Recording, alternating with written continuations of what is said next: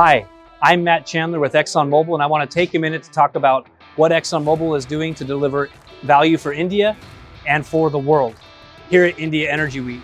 At our Bengaluru operations support 60 plus sites of our operations across the world, supporting our low carbon solutions, upstream and product solutions businesses.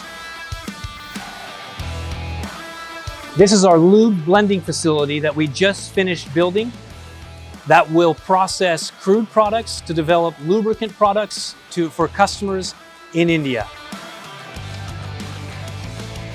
Our LNG business has delivered LNG into India since 2004.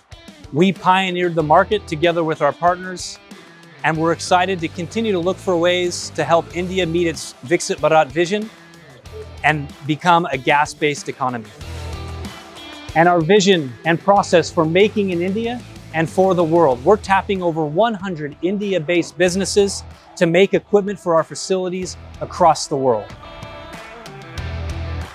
And this is our virtual reality center that explains through a module the process for exploring, developing, and producing hydrocarbons that can then be delivered to our refineries and petrochemical facilities across the world to then develop products to meet the world's growing energy needs.